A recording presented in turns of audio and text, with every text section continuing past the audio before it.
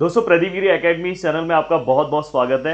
हमने beta function और gamma function ये लेसन स्टार्ट है जिसमें हमने ग्यामा फंक्शन के ऊपर एक लेक्चर दिया। पहला लेक्चर बहुत छोटा था, दूसरा लेक्चर मैंने ग्यामा फंक्शन के डिफरेंट टाइप्स के क्वेश्चन को कैसे आइडेंटिफाई करें, कैसे सॉल्व करें, पूरा का पूरा मैंने आपको कंप्लीट करा के दिया और बहुत ही पावरफुल लेक्चर है दोस्तों, उसको आप याद से देख लेना। देन ये थर्ड लेक्चर आ रहा है, इसके अंदर मैं बताऊंगा कि बीटा फंक्शन क्या होता है और बीटा फंक्शन में कौन कौन से फॉर्मूले आपको इंपॉर्टेंट है और इसके डिफरेंट टाइप्स के कौन कौन से क्वेश्चन है, सब कुछ मैं इसके अंदर कवर कराने वाला हूँ। चलो वन बाय वन स्टार्ट करते हैं। दोस्तों मैं आपको कोई ऐसा बर्डन नहीं डालूंगा जिसमें आप कंफ्यूज हो जाओ कि यार कितना सारा फॉर्मूला याद रखना है। आपको बस ये देखो, मेरा जो रेड लाइन दिखाई दे रहा है, बस ये वाला ही एक फॉर्मूला याद रखना है। बट आपके बुक में है तो मुझे ये बताना होगा। बीटा फंक्शन जैसे हमने गामा फंक्शन को पढ़ा था, e raise to something minus t ऐसा कुछ पढ़ा था, वैसे ही आपको बीटा फंक्शन को कैसे याद रखना है। देखो 0 to 1, यहाँ पे x है, देखो यहाँ पे m दिख रहा होगा, m-1, और सेम यहाँ पे x को हम कैसे लिखेंगे 1 माइनस एक्स, और यहाँ पे m-1 है तो यहाँ पे n-1 dx है।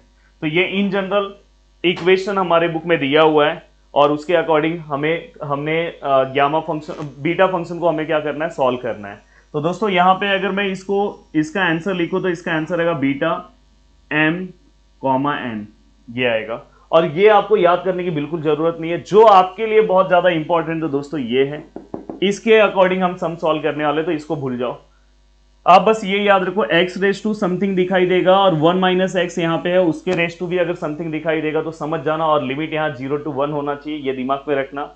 तो आप डायरेक्ट लिख सकते हो दोस्तों बीटा, और पहला वाला क्या है दोस्तों m है, पर उसे m+1 लिखना, और दूसरा वाला क्या है दोस्तों n है तो उसे n+1 लिखना। तो ये याद रखना, अगर इस तरह से स्टैंडर्ड फॉर्म में आपका इक्वेशन है तो वहां पे आप बीटा m+1 n+1 लिख सकते हो। क्वेश्चन आएगा तो आपको सब चीजें समझ में आएगी, थोड़ा बहुत पेशेंस रखते जाओ। तो पहला जहां पे मैं जो चीजें बोल रहा हूँ कि भाई ये IMP है, ये याद कर लो, 2 मिनट वीडियो को रोको, इसको एक बार लिखो और दिमाग में बिठाओ, जिससे लेक्चर के साथ ही आपको सब चीजें प्रैक्टिस करते जाना है। अब देखो आगे, अगर आप यहां पे आते हो तो प्रॉपर्टी ऑफ बीटा फंक्शन, मैंने बहुत ज्यादा प्रॉपर्टीज लिखे नहीं है। पहला बस ये आपको बता दे रहा हूं कि बीटा ऑफ m, n हमेशा बीटा ऑफ n, m, ये दोनों के आंसर्स हमेशा सेम होते हैं। तो ये नहीं भी याद रखोगे तो भी चलेगा, बस इन जनरल आप पता रखो, जैसे कॉम्यूटेटिव प्रॉपर्टी आप पता रखते हो, भाई ये बहुत ज्यादा इंपॉर्टेंट है। अभी तक मैंने फर्स्ट पेज पे कुछ चीजें बताई और दूसरी चीज ये, इससे ज्यादा आपको कुछ नहीं पढ़ना है। अब देखो यहाँ पे इसका जो आंसर है, अगर समझो मुझे गामा के फॉर्म में आंसर निकालना है तो मैं कैसे निकालूंगा, वही हमें सीखना है। कि बीटा के फॉर्म में अगर आपका आंसर है पर आपको गामा के फॉर्म में आंसर को सॉल्व करना, तो आप कैसे सॉल्व करोगे। तो दोस्तों यहाँ पे m आएगा, यहाँ पे n आएगा, और दोस्तों यहाँ पे m+n आएगा। तो इसका मतलब ये होता है, और ये तो हमने कल गामा वाले लेक्चर में देखा है, इसलिए हमने सबसे पहले गामा पढ़ा। अब अगर आपको इसी को सॉल्व करना है तो आपको पता है ना दोस्तों, अगर ये m है, जैसे कि अंदर अगर समझो फाइ है तो आप क्या लिखोगे, फाइ है तो आप उससे 1 कम लेके उसका फैक्टोरियल लिखोगे। तो वैसे यहाँ पे m है तो m में से 1 कम कर दूंगा, उसका फैक्टोरियल लिखूंगा। n है, n में से 1 कम कर दूंगा, उसका फैक्टोरियल लिखूंगा। और ये दोनों का जो प्लस है उसमें से भी 1 कम करके उसका फैक्टोरियल लिखूंगा। तो इस तरह से मैं कोई भी नंबर्स को फाइंड आउट कर सकता हूँ। तो कोई भी अगर नंबर्स आ रहा है इस फॉर्म में, तो सबसे पहले आपको इस फॉर्म में लिखना है, देन आपको इस फॉर्म में लिखना है। तो आप इजीली उसके आंसर्स को क्या कर सकते हो दोस्तों, निकाल सकते हो। फॉर एग्जांपल अगर समझो यहाँ पे 3 है, यहाँ पे अगर समझो 2 है, तो यहाँ पे मुझे लिखना होगा, यहाँ पे समझो 3 है, यहाँ पे दोस्तों 2 है। तो फाइनली आप इसे इस तरह से लिख सकते हो, और नीचे 3+2 कितना होगा दोस्तों 5। फाइनली इसे आप क्या लिखोगे, यहाँ पे 3-1 है तो यहाँ पे आप क्या लिखोगे 2 फैक्टोरियल, यहाँ पे 2-1 है तो 1 फैक्टोरियल, और दोस्तों नीचे क्या आएगा 5, देखो दिखाई दे रहा है, ये जो 5 है दोनों का मैंने प्लस करके लिख दिया है। तो 5-1 मुझे लेना होगा, मतलब यहाँ पे क्या आएगा दोस्तों 4 फैक्टोरियल। तो देखो यहाँ पे 2 फैक्टोरियल, 1 कम कर दिया हूँ, 1 फैक्टोरियल, और 5 मतलब 4 फैक्टोरियल होता है क्योंकि दोनों का हमने प्लस करके लिखा। तो इस तरह से अब फैक्टोरियल तो सॉल्व करना मैंने आपको लेक्चर नंबर फर्स्ट में ही सिखा दिया है। अभी तक बस मैंने 2 चीजें आपको याद करने के लिए बोला है। अब यहाँ पे दोस्तों ये एक है, अगर आपको याद रखना है इसका इक्वेशन, तो डायरेक्ट आप याद रख सकते हो पाई/sin p पाई, ऐसे आप याद रख सकते हो। नहीं याद रखोगे तो भी चलेगा, कोई जरूरत नहीं है। डुप्लीकेशन फॉर्मूला है जो आपके टीचर्स बार बार आपको डुप्लीकेशन बोलेंगे। तो देखो फॉर्मूला तो आपको याद करा दे रहा हूँ। अंडर रूट ऑफ पाई आपको याद है, ये अंडर रूट ऑफ पाई है, बाजू में गामा ऑफ 2m है, दिखाई दे रहा है, बाजू में देखो अंडर रूट ऑफ पाई है, बाजू में गामा है दोस्तों, वहां पे 2m लिखा है, और नीचे 2 रेस टू समथिंग लिखा है 2m-1, तो यहाँ पे देखो 2 रेस टू 2m-1, तो आई थिंक मैंने आपको याद करवा दिया, उसको एक दो बार आप लिख लो, इतना भी ज़्यादा इंपॉर्टेंट नहीं है।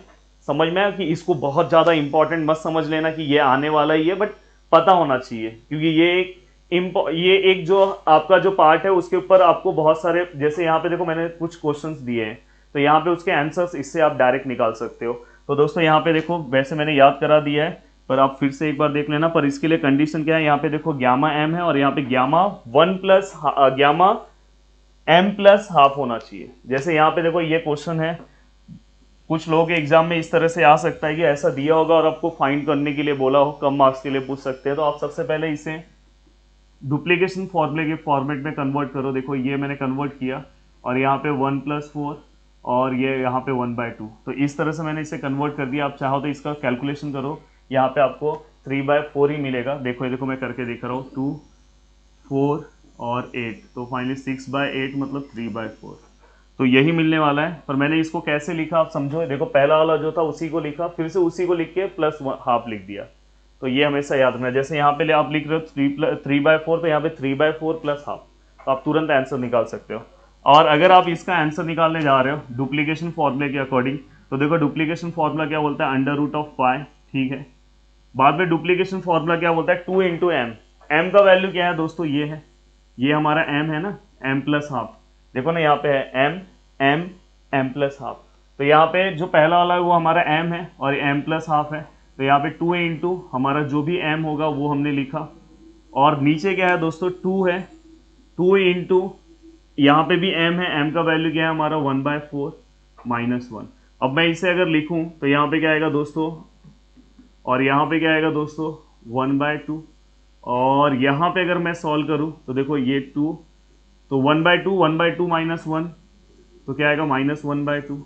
और फाइनली अगर मैं इसे सॉल्व करूँ तो √π, इसका मतलब भी आपको मैंने पीछे ही बताया, √π ही होता है। आपको पहले मैंने बता दिया है भाई, इसका आंसर पहले ही लेक्चर में बता दिया होगा इसका वैल्यू।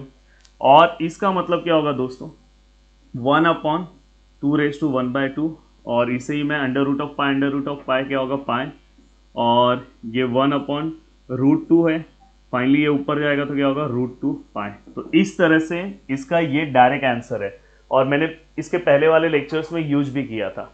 तो ये इस तरह से इसका आंसर आता है by the use of duplication formula. तो ये आंसर आपका यहाँ पे दिखाई दे रहा है।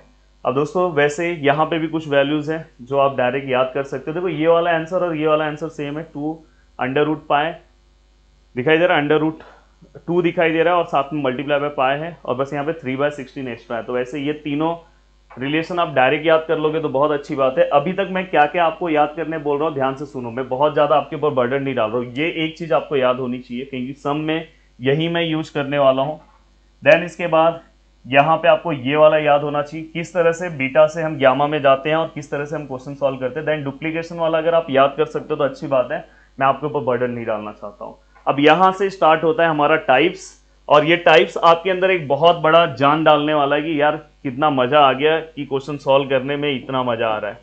अब दोस्तों यहाँ पे मैं आपको बताऊंगा, देखो टाइप 1 है, देखो x समथिंग दिया है, a x समथिंग दिया। बहुत सारे यूनिवर्सिटी के बुक में अगर आप चेक करोगे, मतलब यूनिवर्सिटी का तो ऑफिशियली कोई बुक नहीं होता, पर जो बुक वहां पे लोग फॉलो करते हैं उसमें आप देखोगे तो टाइप वाइज सम नहीं दिया होता, पर कहीं कहीं पे आप देखोगे टाइप वाइज दिया होता है। वो रैंडमली कोई भी क्वेश्चन पूछते हैं, तो अगर आप टाइप वाइज चीजों को पढ़े रहोगे तो आप बहुत अच्छे से आंसर दे सकते हो, जैसे मैंने आपको ग्यामा पढ़ाया।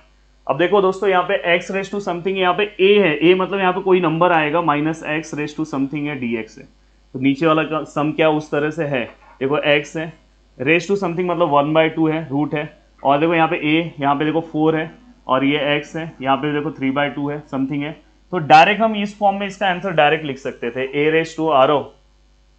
a⁻m+n+1 और बीटा m+1 n+1, डायरेक्ट हम आंसर निकाल सकते थे दोस्तों।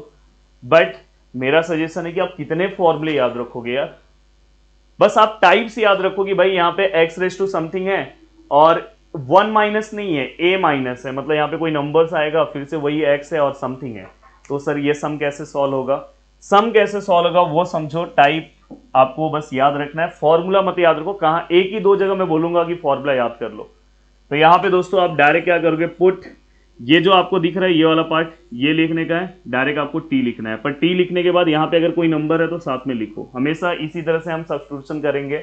ये वाला पार्ट आप लिखो, अगर समझो यहाँ पे रूट एक्स है तो रूट एक्स लिखो, और टी लिखना है, पर साथ में अगर नंबर्स है तो नंबर्स लिखना होगा। अब दोस्तों हम इसे डिफ्रेंशिएट कर रहे हैं विथ रिस्पेक्ट टू टी, तो यहाँ पे क्या आएगा D x by D T, और ये 4 है, टी का डेरिवेटिव 1 है। तो फाइनली अगर मैं इसे सॉल्व करूँ तो d x which is equal to 4 d t, ये हो गया।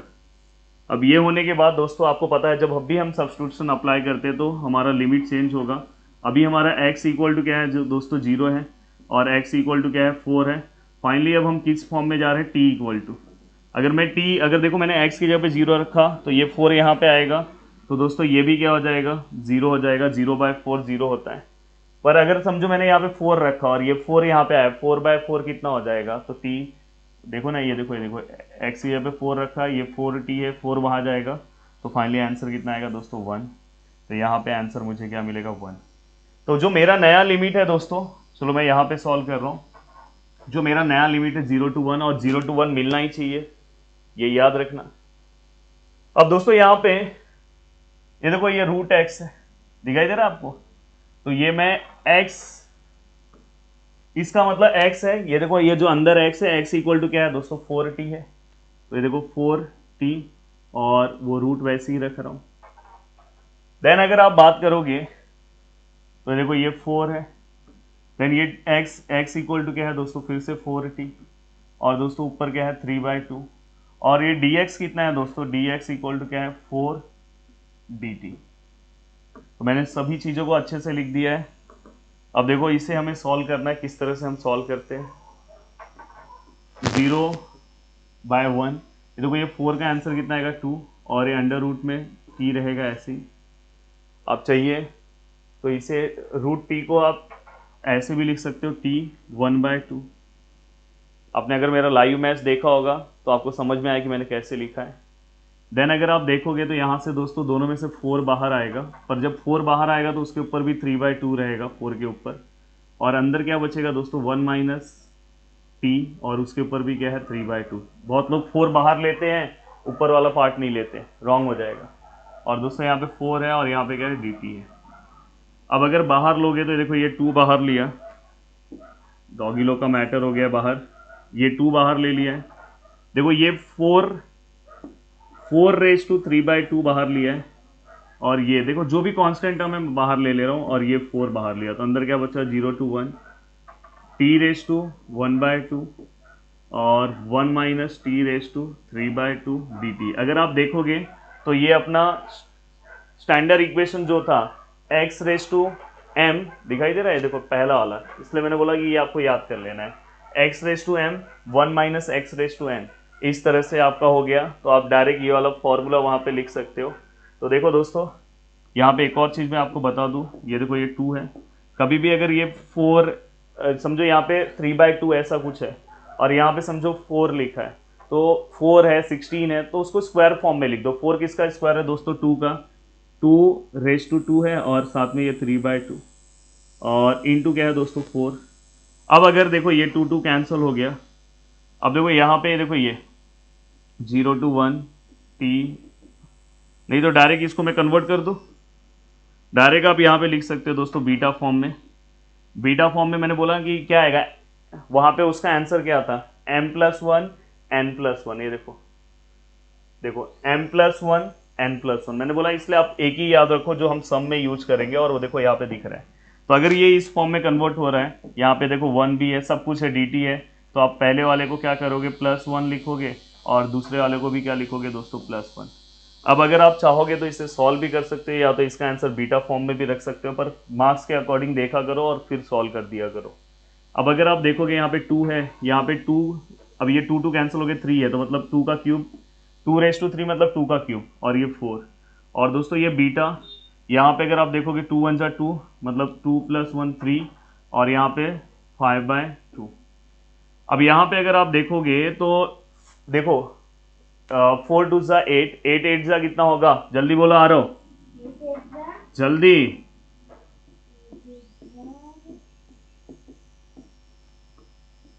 बहुत टाइम ले रहे हो आप, ऐसे लोगे तो कैसे चलेगा यार।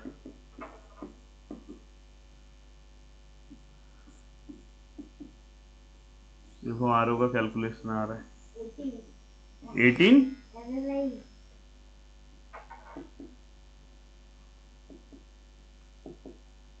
8 मल्टीप्लाई बाय 8, 8 8 जा पढ़ो कितना होता है, 8 का टेबल पढ़ो आ जाएगा। अब दोस्तों देखो यहाँ पे जो भी टर्म है 64, बहुत जल्दी लिखे। अब देखो यहाँ पे जो टर्म है दोस्तों, अगर आप देखोगे तो इसे अब मैं सॉल्व करके दिखा रहा हूँ। वैसे अब सॉल्व करने की आगे से जिम्मेदारी आपकी है। मैंने बोला कि अगर ये मैंने आपका लेक्चर नंबर जो फर्स्ट लिया था वो इसी पे लिया था कि अगर वो पॉजिटिव फ्रैक्शन फॉर्म में है तो आपको क्या करना है, n-1 अप्लाई करना है, मतलब इसमें 1 माइनस करना है। जैसे देखो 3/2 -1, इसलिए फर्स्ट लेक्चर बहुत इंपॉर्टेंट है, n3/2 -1। अब यहाँ पे तो फाइनली देखो मैं डायरेक्ट लिख दे रहा हूँ, इसी को अगर मैं माइनस करता हूँ 3/2 -1 करूँगा तो आंसर 1/2 आएगा, और अंदर भी 3/2 -1 करूँगा तो 1/2 आएगा। वैसे सेम इसको भी करना है, 5/2 -1 करूँगा तो दोस्तों 3/2 आएगा, और फिर हमारे इसके अंदर क्या आएगा 3/2, और ये फिर आगे और सॉल्व होगा, फिर से ये सॉल्व हो जाएगा। तो फिर से ये जब मैं सॉल्व करूँगा तो अब 3/2 -1 करूँगा, देखो फिर से अब मैं 3/2 -1 करूँगा क्योंकि अंदर क्या आया 3/2 ना, तो अब ये वाला रूल फिर से आ गया। चलो कुछ समझ में ना समझ दिक्कत ना हो इसलिए एक और स्टेप कर देता हूँ। अब देखो इसे अगर आप प्लस करते हो तो ऊपर 2 है, और नीचे कितना है, ऊपर नीचे 2 आएगा, ऊपर कितना आएगा दोस्तों 8 आएगा। और अगर मैं इसको डिवाइड करता हूँ तो डायरेक्ट यहाँ पे मैं क्या लिख देता हूँ 4 लिख दे रहा हूँ। तो अगर आगे हम चलते हैं तो देखो ये 64, ये 4 है, तो मतलब यहाँ पे आपको 3 1 कम 3 फैक्टोरियल लिखना है। 3 फैक्टोरियल में तो 3 × 2 × 1, और ये 1/2, इसका मतलब होता है रूट ऑफ पाई। और यहाँ पे देखो ये 3/2 है, हाँ इस पे फिर से फॉर्मूला अप्लाई करो तो फिर से 3/2 -1 क्या आएगा दोस्तों 1/2, और इसके अंदर क्या आएगा 3/2 -1, ये भी 1/2। तो पूरा का पूरा अपना पार्ट आ चुका है। अगर आपको कुछ भी डिवाइड करना है, देखो मैं एक कैलकुलेशन पूरा अच्छे से करके दूंगा, पर बाद में आपको करना है। अब अगर आप देखोगे तो देखो ये 3 ऊपर है, ये भी ऊपर है, कैंसिल हो सकता है, ये 2 मत कैंसिल कर देना। देखो अगर ये 64 है, हाँ ये जो 2 है ये सब नीचे आ जाएंगे दोस्तों। तो ऊपर यहाँ पे 1 है, यहाँ पे क्या है रूट पाई है, फिर से यहाँ पे क्या है 1 है, फिर ये इसका मतलब क्या होता है रूट पाई। और जो 2 वाले जितने भी हैं, ये देखो ये 2 ये 2 ये 2 ये 2 ये 2 ये 2, तीनों 2 नीचे हैं, और ऑलरेडी एक 2 नीचे और था। अब अगर मैं इसे सॉल्व करूं तो देखो 2 2 जा कितना होता है 4, 4 2 जा कितना होता है 8, 8 2 जा कितना होता है 16। अब अगर नहीं किसी को समझ में आ रहा है तो मैं क्या कर रहा हूँ दोस्तों, देखो ये 2 है, इसका अगर मैं हाफ करता हूँ तो 32 होता है, इतना तो समझ में आ रहा है। ये 2 है, इसका हाफ करूँगा 16 होगा, ये 2 है इसका हाफ करूँगा 8 होगा, ये 2 है इसका हाफ करूँगा 4 होगा। तो फाइनली दोस्तों 4, और अंडर रूट ऑफ पाए फाइनली ये क्या हो जाएगा पाए। तो ये अपना फाइनल आंसर है। तो इस तरह से वो डिपेंड करता है कि आपके मार्क्स के ऊपर सॉल्यूशन हो। ये वाला पार्ट तो मैंने आपको पीछे पढ़ाया है। तो फर्स्ट लेक्चर इसलिए मेरा बहुत ज़्यादा इंपॉर्टेंट था, इसलिए मैंने फर्स्ट लेक्चर का जो वीडियो था थोड़ा सा छोटा बनाया था। अब अगर आप टाइप 2 पे आते हो तो टाइप 1 आपके दिमाग में बहुत अच्छे से बैठ गया, टाइप 2 भी सेम है, सब कुछ सेम है।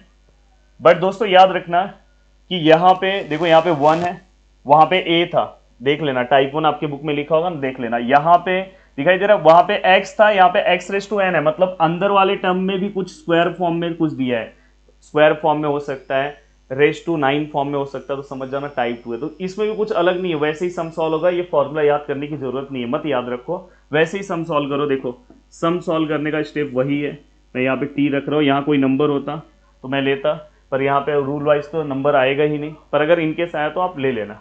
अब देखो अगर मैं इसे सॉल्व कर रहा हूँ तो कैसे सॉल्व करूँगा, अगर मैं ये x इक्वल टू क्या हो जाएगा, ये t⁻1/2, हाँ, और अगर मैं इसे सॉल्व करूँ तो ये क्या होगा dx/dt, हमेशा हम अकेला रख रहे हैं, ये 1/2, और यहाँ पे n(x) n-1 तो -1/2, इस तरह से हम रख सकते हैं, या तो इसको रूट वाले फॉर्मूले में भी कन्वर्ट कर सकते हो। अब ये आपका पार्ट आ गया दोस्तों। अब देखो आपको क्या करना है, आपको अपना लिमिट चेंज करना है। अब देखो यहाँ पे हमें x के फॉर्म में दिया है, x = 0, x = 1, t⁻2 क्या होगा जल्दी से बताओ।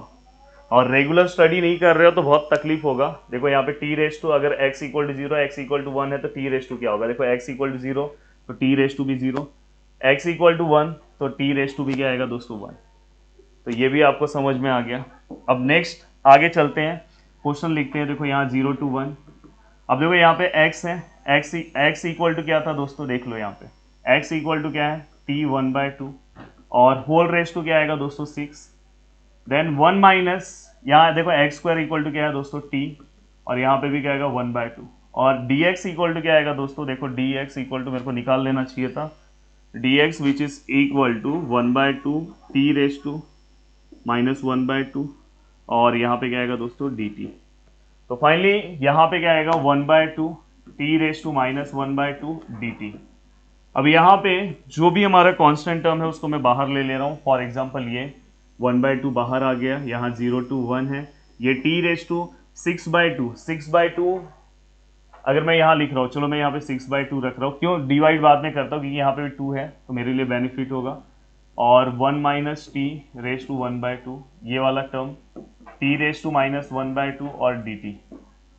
अब यहाँ पे अगर मैं 1/2 लिखूंगा दोस्तों, अब अगर आप देखोगे तो ये देखो ये 0 to 1 है, ये देखो ये दोनों सम टी है, तो इसे आप t रेस टू देखो यहाँ पे 6 है, 6/2 माइनस 1/2 तो फाइनली ये 2 और 6 माइनस 1 तो 5/2। तो फाइनली यहाँ पे आप लिख सकते हो, यहाँ पे क्या लिख सकते हो 5/2 और यहाँ पे 1 माइनस टी 1/2 dt। अब मुझे लग रहा है कि ये अपना स्टैंडर्ड फॉर्म में कन्वर्ट हो चुका है। अब ये अगर स्टैंडर्ड फॉर्म में कन्वर्ट हो चुका है तो आप अपने आंसर्स को कन्वर्ट कर सकते हो। देखो ये 1/2 ऐसे ही है, यहाँ पे बीटा लिखोगे 5/2 प्लस 1 और यहाँ पे 1/2 प्लस 1। तो फाइनली अगर मैं इसे आगे और अच्छे से लिखूं तो ये क्या हो जाएगा दोस्तों 1/2 बीटा, देखो ये 7/2 होगा और ये दोस्तों 3/2 होगा। आप इसे आगे नहीं भी सॉल्व करोगे तो भी चलेगा। टाइप 2 के क्वेश्चंस को मोस्टली आप अगर बुक में चेक करोगे तो इसके आंसर यहाँ तक दिए रहते हैं, बट फिर भी अगर आप चाहोगे तो अगर आपको सॉल्व करना है तो आप उसे सॉल्व कर सकते हो। अब दोस्तों यहाँ पे नेक्स्ट है, अब ये टाइप 2 और टाइप 1 दोनों का क्या आएगा मिक्सअप आएगा, और यहाँ पे हमें समझना है कि ये कौन से टाइप का सम है। और ये क्वेश्चन आपको आया तो 8 मार्क्स के लिए आ सकता है या 6 मार्क्स के लिए आ सकता है, तो इसलिए ये क्वेश्चन भी मैं साथ में सॉल्व कराते जा रहा हूँ जिससे बहुत अच्छे से चीज़ें आपको समझ में आए। अब दोस्तों यहाँ पे देखो मैं इसे I1 ले रहा हूँ पहला और इसे मैं I2 ले रहा हूँ, तो फाइनली मुझे ये प्रूफ करना है। अब देखो यहाँ पे I1 में पहले सॉल्व करूँगा, लेट करके लिख लेना I1 इक्वल टू, तो देख यहाँ पे क्या आएगा 0 to 3 x रेस टू 3/2 और यहाँ पे क्या आएगा दोस्तों 3 माइनस एक्स dx। बहुत ही आसानी से मैं ये वाला स्टेप सॉल्व कर सकता हूँ। और सेम मैं यहाँ पे I2 भी लेके चल रहा हूँ, I2 क्या है 0 to 1 और dx और दोस्तों 1 माइनस एक्स रेस टू 1/4। हाँ, तो मैंने दोनों ही क्वेश्चन को बहुत अच्छे तरीके से दोस्तों लिख दिया है। अब मेरे सामने 2 क्वेश्चन है पर मैं इसे सॉल्व करते जाऊंगा और सॉल्व करने के बाद मेरा जो भी मुझे आंसर उन्होंने बोला है दोनों का मल्टीप्लाई करके आना चाहिए। अब देखो मैं सबसे पहले इसे अपनी तरह बना रहा हूँ कि क्या ये मेरी तरह क्वेश्चन है। देखो ये x रेस टू 3/2 है और ये वाला जो पार्ट है ना दोस्तों, ये वाले पार्ट को 3 माइनस एक्स माइनस 1/2, क्योंकि ये रूट है तो 1/2 था पर मैंने ऊपर लिया तो इसलिए माइनस 1/2। और यहाँ पे क्या आएगा दोस्तों dx। मेरे प्यारे दोस्तों बहुत लोगों को नहीं समझा होगा, ये ऐसा है तो इसका मतलब क्या होता है 1/2, फिर यही अगर ऊपर आएगा तो माइनस 1/2। मुझे अंदर से अच्छा नहीं लगता है, जब तक मैं अपने एकदम लोअर से लोअर स्टूडेंट को नहीं बता दूं तब तक मज़ा नहीं आता। हो सकता है कि कभी कभार कोई पहले अच्छे से नहीं पढ़ा हो तो कहीं कभार कन्फ्यूजन हो सकता है। अब यहाँ पे अगर हम देखें तो सब चीज़ें सही है। ये टाइप 1 का क्वेश्चन है कि 2 का, प्लीज़ अगर कमेंट कर सकते हो तो टाइम के अकॉर्डिंग कमेंट कर देना कि सर 24 मिनट्स पे आपने ये क्वेश्चन पूछा, मैंने इसका आंसर दिया। यहाँ पे जो क्वेश्चन है दोस्तों देख लो, ये x का कोई पावर नहीं है तो ये टाइप 1 का क्वेश्चन है। तो टाइप 1 के क्वेश्चन के लिए हम क्या करते थे, दोनों टाइप में तो वही प्रोसीजर है हमारा, x इक्वल टू हम t पुट करते थे, आगे नंबर है तो 3t। अब यहाँ पे अगर मैं लूँ तो ये क्या आएगा dx by dt which is equal to, यहाँ पे क्या हो जाएगा दोस्तों 3t का derivative 1, then dx which is equal to 3dt। तो ये भी हो गया। अब ये होने के बाद आप इसे लिखोगे कैसे, हाँ इसके लिमिट्स को आप चेंज कर दो। x इक्वल टू हमें कितना दिया 0 और x इक्वल टू हमें कितना दिया है 3, तो t इक्वल टू क्या आएगा दोस्तों, t इक्वल टू अगर समझो x पे अगर मैं 0 रखता हूँ तो t इक्वल टू भी 0 आएगा। यहाँ 3 है, अगर मैं यहाँ पे 3 रखता हूँ तो 1 आएगा। तो फाइनली बहुत अच्छा लगा कि ये 0 to 1 में चले गया। और यहाँ पे देखो ये x है, x की जगह पे मैं क्या किसका वैल्यू रखूँगा दोस्तों, x का। तो x का वैल्यू क्या है दोस्तों 3t, तो यहाँ पे मैंने रखा और यहाँ पे क्या है 3/2, और यहाँ पे ये 3 ऐसे ही है। x की जगह पे फिर से मैं वैल्यू रखूँगा, किसका वैल्यू रखूँगा 3t और -1/2, और dx की जगह पे क्या आएगा दोस्तों 3 इंटू dt। अब मुझे क्या करना है, इसे बहुत अच्छे से सॉल्व करना है। देखो ये मैं क्वेश्चन नंबर 1 का ही पार्ट सॉल्व कर रहा हूँ, कुछ नहीं अलग सॉल्व कर रहा हूँ। अब अगर I1 है, अब देखो यार 3/2 बाहर आ जाएगा, ये कांस्टेंट है, और यहाँ से ये भी बाहर आ जाएगा 3, और अगर चाहोगे तो देखो ये मैंने पहले बताया है, इसमें से 3 ये भी बाहर आ जाएगा। थोड़ा सा मैंने यहाँ पे फास्ट स्टेप फॉलो किया है। अब देखो यहाँ से क्या बचेगा दोस्तों t/3/2, क्योंकि ये 3 बाहर चले गया, यहाँ से ये 3 बाहर चले गया, तो 1 - t⁻⁻1/2 मैंने पीछे बताया इसलिए यहाँ पे डायरेक्ट कर दिया, और ये dt। अब अगर आप ध्यान से देखोगे तो दोस्तों आपको पता होना चाहिए, अब वैसे तो आप कैल्सी में डालोगे तो इसका आंसर आपको पता चल जाएगा। ये 3/2 अगर कभी किसी नंबर पे, तो उसका मतलब होता है वो नंबर और उसका रूट। और दोस्तों ये देखो ये 3 ऐसे, और ये माइनस में तो मतलब 1/√3। अब इसी को अगर आप ऊपर भेजो तो ऐसा हो जाएगा। और दोस्तों यहाँ पे 0 to 1, यहाँ हाँ इसको डायरेक्ट आप फॉर्मूले में ही कन्वर्ट कर दो ना। ये देखो ये बीटा के फॉर्मूले में कन्वर्ट हो जाएगा।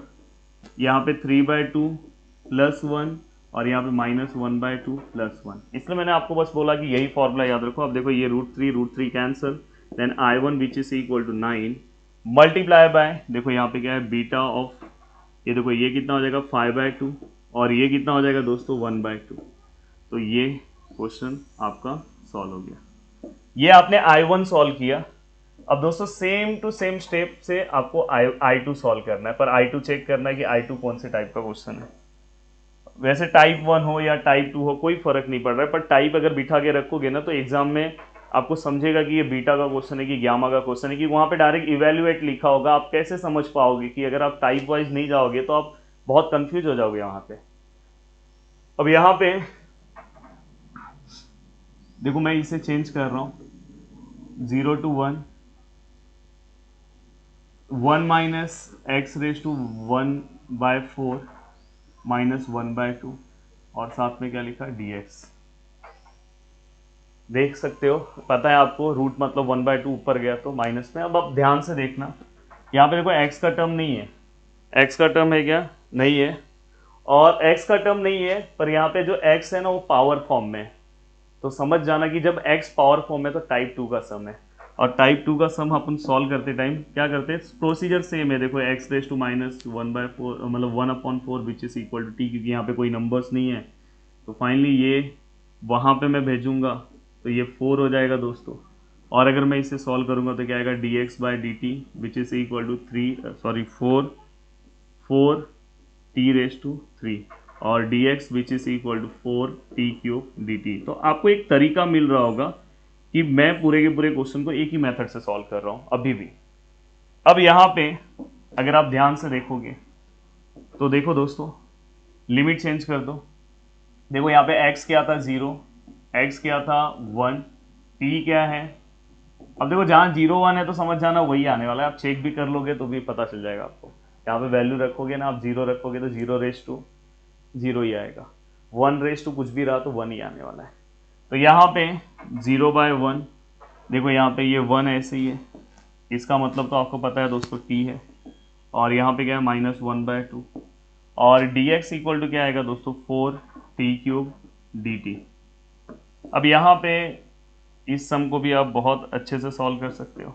अब देखो ये 0 to 1, ये 4 बाहर आ गया तो ये क्या हो गया t³ 1 minus T minus 1/2 dt। अब यहाँ पे ये देखो ये 4 आपने लिखा, इसे आप बीटा फॉर्म में कन्वर्ट कर सकते हो, 3 प्लस 1 और माइनस हाफ प्लस 1। तो ये क्या हो जाएगा दोस्तों 4, यहाँ पे क्या आएगा बीटा, ये क्या आएगा 4, यहाँ पे क्या आएगा दोस्तों हाफ। हो गया। अब यहाँ पे आपको क्या करना है दोस्तों, ये दोनों को मल्टीप्लाई करना है, मतलब अपना क्वेश्चन फिर से आप लिखना, जैसे ये I1 और I2 दोनों को मल्टीप्लाई करना है, मतलब I1 का जो भी आंसर है 9, बीटा में जो भी दिया है तो मैं इसे ऐसे लिख दे रहा हूँ 5/2 और 1/2, और नीचे दोस्तों दोनों का प्लस होता है तो दोनों का प्लस आई थिंक 4 आएगा, क्योंकि ऊपर सॉरी 4 नहीं आएगा 3 आएगा, क्योंकि ऊपर 5 प्लस 1 6 और नीचे 2, तो 3 लिख दिया। अब मल्टीप्लाई बाय, अब देखो मल्टीप्लाई बाय, देखो ये वाला, तो यहाँ पे क्या है 4 मल्टीप्लाई बाय, देखो ये क्या हो गया आपका 4, ये क्या हो गया दोस्तों आपका हाफ, और ये क्या हो गया दोस्तों आपका, तो दोस्तों ये दोनों का अगर आप प्लस करोगे तो देखो ये 4 प्लस, अगर आप हाफ यहाँ पे करते हो तो ये 8 और प्लस 1/2, तो यहाँ पे 9/2 होगा। तो फाइनली यहाँ पे क्या आएगा दोस्तों 9/2। अब इसे तो आप इजीली सॉल्व कर सकते हो, बस इसे इस तरह से सॉल्व करना, n-1 वाला फॉर्मूला अप्लाई करना दोस्तों।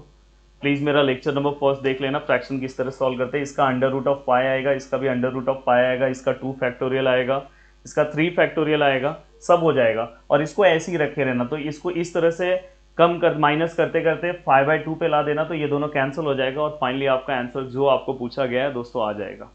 अब चलते हैं नेक्स्ट क्वेश्चन की ओर और नेक्स्ट टाइप सॉल्व करते हैं दोस्तों। अगर आप देखोगे तो टाइप 1, टाइप 2 और टाइप 3 तीनों ही टाइप सेम है। अगर यहाँ पे भी आप देखोगे तो x⁻1/2 है, दिखाई दे रहा है, रूट फॉर्म में है।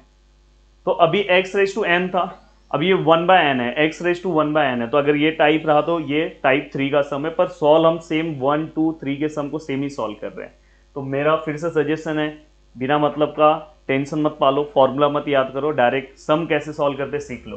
तो दोस्तों यहाँ पे देखो मैं क्वेश्चन यहाँ पे ले लेता हूँ, इस टाइप का एक क्वेश्चन मैं लिख ले रहा हूँ। क्वेश्चन एक सेकेंड। तो दोस्तों यहाँ पे मैंने क्वेश्चन लिख दिया। अब इस क्वेश्चन को हम सॉल्व करते हैं। देखो इस टाइप का एक क्वेश्चन है यहाँ पे, जो ऐसे हम पीछे सॉल्व करते थे, भाई कौन सा मार्कर आ गया, तो वैसे ही सेम यहाँ पे जो x यहाँ पे देखो क्यूब रूट है, इक्वल टू हम t लेंगे, और सेम हम x को अकेला करने के लिए देखो ये क्यूब रूट है, मतलब 1/3 है, तो मैं उस साइड भेजूंगा तो दोस्तों वो 3 हो जाएगा। याद रखना 1/3 मत लिखना, घाई घाई में आप लिख सकते हो, क्योंकि यहाँ पे ये क्यूब रूट है, तो taking cube on both side लेंगे।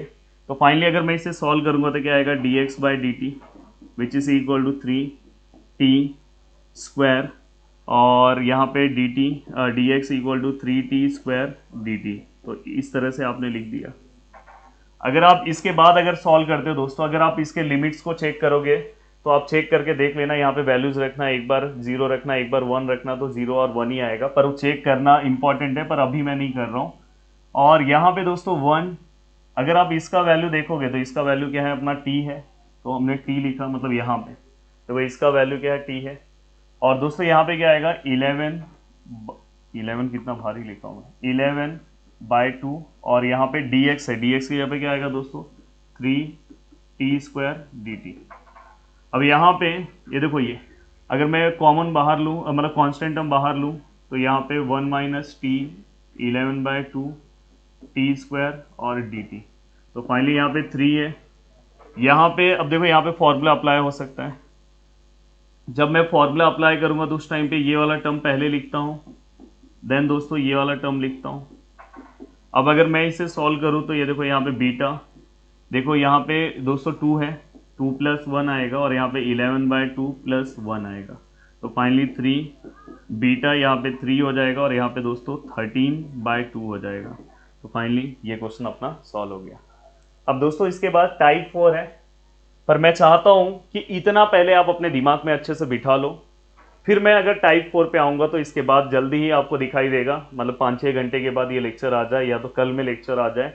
टाइप 4 से मैं लेके पूरा एंड तक अच्छे से आपको टाइप दे दूंगा, तो आपका पूरा का पूरा बीटा फंक्शन का जो पार्ट है वो भी अच्छे से हो जाएगा। तो प्लीज़ मुझे आप प्रॉमिस करो कि सर मैं हम जितना पार्ट आपने आज पढ़ाया टाइप 3, मोस्टली ये जो टाइप 3 तक का पार्ट है बहुत ज़्यादा इंपॉर्टेंट है, तो सर हम अच्छे से करेंगे। वीडियो को देखने के लिए दोस्तों दिल से थैंक्स। अगर आपको अच्छा लगता होगा तो प्लीज़ नीचे कमेंट करना और मिलते हैं नेक्स्ट लेक्चर में। जय हिंद दोस्तों।